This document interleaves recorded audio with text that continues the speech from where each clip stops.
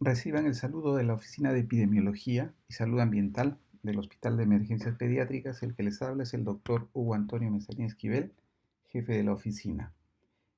Hoy, jueves 16, vamos a hacer una pequeña revisión de la alerta epidemiológica número 15, que es la última que en este momento nos va a servir para desarrollar la vigilancia epidemiológica.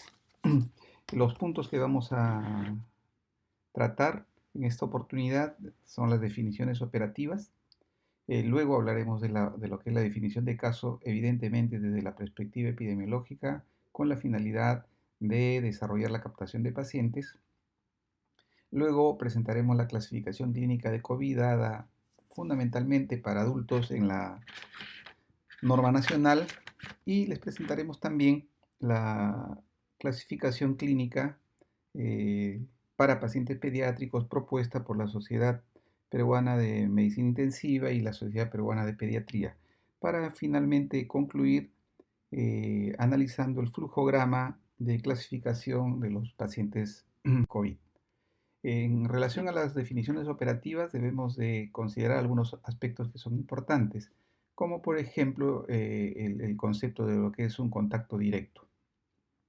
Contacto directo incluye dos situaciones fundamentales cuando estamos ante un caso confirmado.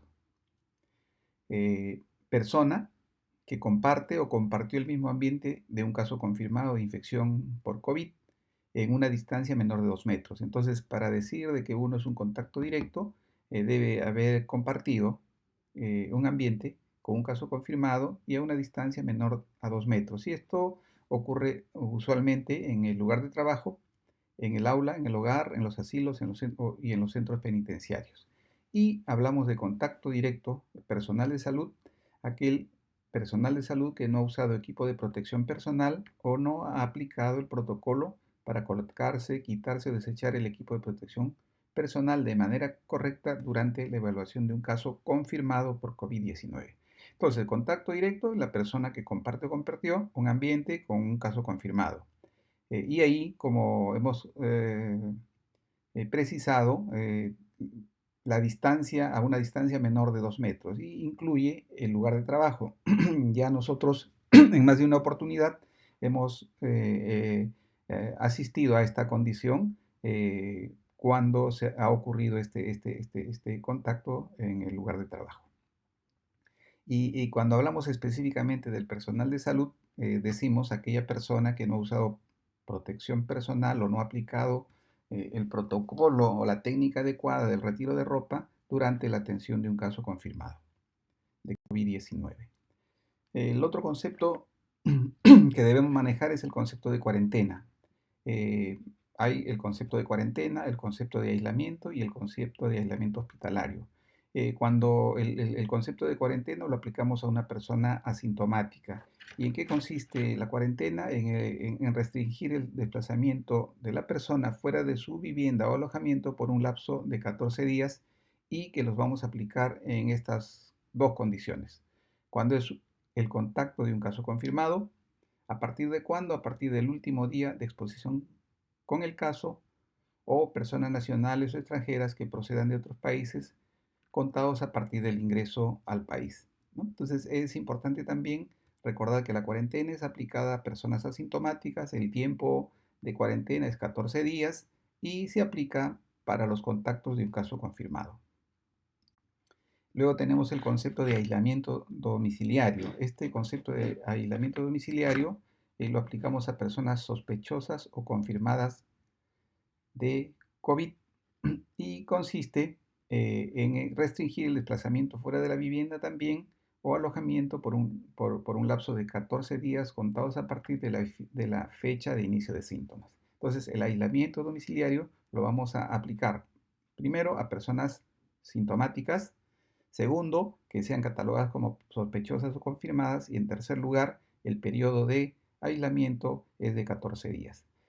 Como ven, la diferencia entre cuarentena y aislamiento es que la cuarentena se aplica a personas no sintomáticas o asintomáticas, a contactos fundamentalmente, mientras que el concepto de aislamiento domiciliario lo aplicamos para las personas sintomáticas clasificadas como sospechosas o confirmadas a COVID.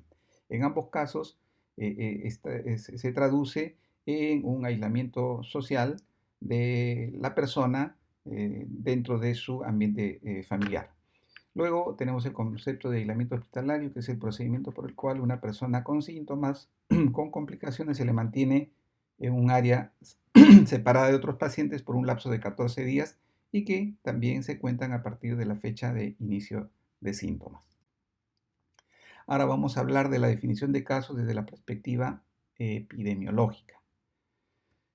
También, esto es importante recalcar, no son diagnósticos clínicos, son definiciones de casos para la identificación de los casos, captación y evaluación epidemiológica.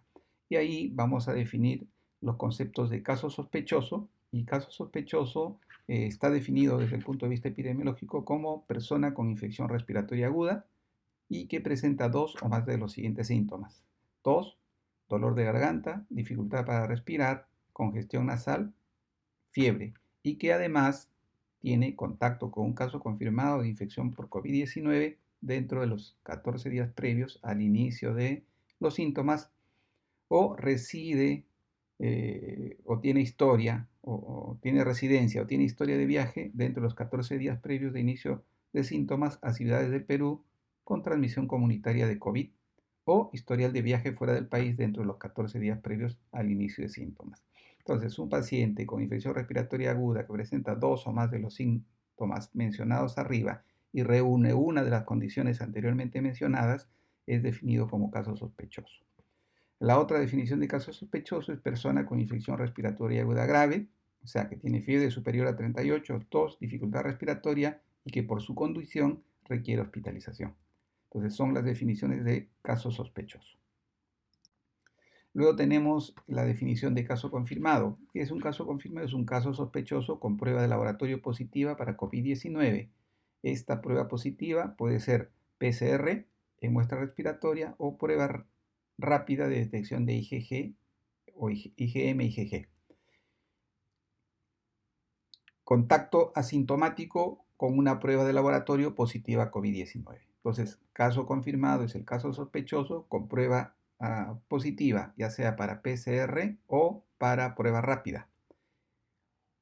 También caso confirmado es un caso asintomático con una prueba de laboratorio positiva a COVID-19. Caso descartado es el caso sospechoso con dos resultados negativos a prueba rápida de inmunoglobulina M, inmunoglobulina G para COVID-19, con una diferencia de 7 días entre la primera y la segunda prueba. Entonces, ¿cuándo decimos que una persona es descartada? Cuando se le hizo dos pruebas rápidas con intervalo de 7 días y en ambas salió negativo. O también un caso sospechoso con un primer resultado negativo a prueba rápida de inmunoglobulina M, inmunoglobulina G para COVID-19 y dos resultados negativos a PCR con una diferencia de 3 días entre la primera y la segunda. Y además un resultado negativo a prueba COVID luego de 7 días entre la primera y la segunda prueba. Entonces, caso descartado es un caso sospechoso a quien se le hizo la prueba rápida y en la prueba rápida inicial y la prueba rápida después de 7 días salió negativa. O también se dice que un caso es descartado cuando el caso sospechoso tuvo un primer resultado negativo a prueba rápida de IgM para COVID y dos resultados negativos a PCR con una diferencia de 3 días entre la primera y segunda muestra y además un resultado negativo a prueba rápida con una diferencia de 7 días entre la primera que se le tomó y la segunda. Entonces, en esas circunstancias decimos de que el caso es descartado. Luego, la clasificación clínica, yo les decía, esta es la clasificación clínica que usa el Ministerio de Salud y está fundamentalmente orientada a pacientes adultos. Los criterios se han clasificado como caso leve, caso moderado y caso grave. El caso leve, han definido que un caso leve es toda persona con infección respiratoria aguda que tiene al menos dos de los siguientes signos y síntomas: tos, malestar general, dolor de garganta, fiebre, congestión nasal. Caso moderado es toda persona con infección respiratoria aguda que cumple con alguno de estos criterios: disnea, dificultad respiratoria, frecuencia respiratoria mayor a 22 respiraciones por minuto. Como podrán ver, esto es fundamentalmente aplicable a adultos. Alteración del nivel de conciencia, desorientación, confusión, hipotensión arterial o shock, también orientado fundamentalmente a adultos. Signos clínicos y o radiológicos de neumonía y recuento linfocitario menor de 1000 células por microlitro. Caso grave, paciente con infección respiratoria aguda con dos o más de los siguientes criterios: frecuencia respiratoria mayor de 22, alteración del nivel de conciencia, presión arterial sistólica menor de 100, presión arterial de oxígeno menor de 60, signos clínicos de fatiga muscular, aleteo, uso de músculos aleatorios, etc. Lactato sérico mayor de 2 micromoles. Como ven, estos criterios no nos van a ayudar mucho a nosotros que atendemos pacientes pediátricos. Entonces hemos recurrido a un documento de consenso para el manejo del paciente, del niño crítico con COVID, que ha sido planteada por la Sociedad Peruana de Medicina Intensiva y la Sociedad Peruana de Pediatría. Y ahí clasifican como caso leve al lactente o niño con dos o más síntomas respiratorios: tos, malestar, dolor de garganta, fiebre, congestión nasal, que no requiere hospitalización, solo aislamiento domiciliario y seguimiento por telemedicina o visita domiciliaria. O sea, paciente con cuadro respiratorio y manejo ambulatorio es caso leve.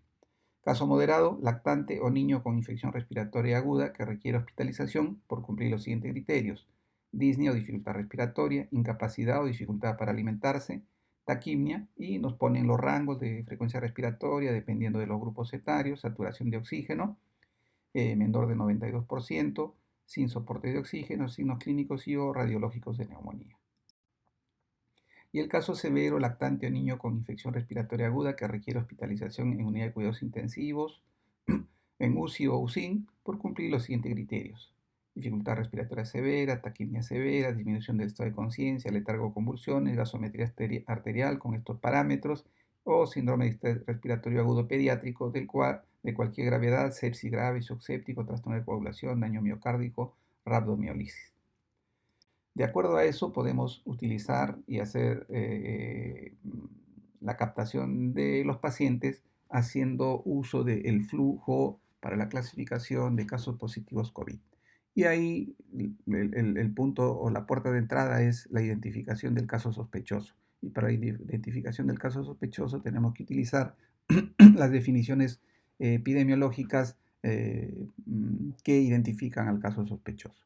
Y al caso sospechoso, lo primero que tenemos que hacerle es una prueba rápida. Si el resultado es positivo, lo identificamos como caso confirmado. Si la prueba rápida es negativa, tenemos la posibilidad de que sea un caso leve. Si es un caso leve, le repetimos a los 7 días después de la primera prueba rápida, le repetimos la segunda prueba rápida. Si es positivo, es caso confirmado, y si es negativo, lo consideramos como caso descartado. La otra posibilidad, si es negativo, es que sea un caso moderado o severo. Si es un caso moderado o severo, le hacemos PCR. Si es PCR positivo, es un caso confirmado. Si es PCR negativo, le hacemos una segunda prueba de PCR 3 días después del primer PCR. Si es positivo, es un caso confirmado. Si es negativo, tenemos que hacerle una segunda prueba rápida 7 días después de la primera prueba que le hicimos. Si es positivo, es un caso confirmado, y si es negativo, es un caso descartado. Entonces, con esto lo que hemos querido es que ustedes tengan una actualización de la alerta número 15, que es la última alerta, y podamos de esta manera operativizar de manera adecuada la captación de casos y el flujo para la clasificación de los mismos, en lo que nos va a facilitar primero la identificación, y en segundo lugar nos va a permitir hacer un manejo adecuado de estos pacientes, tanto desde el punto de vista clínico como epidemiológico. Muchas gracias por su atención.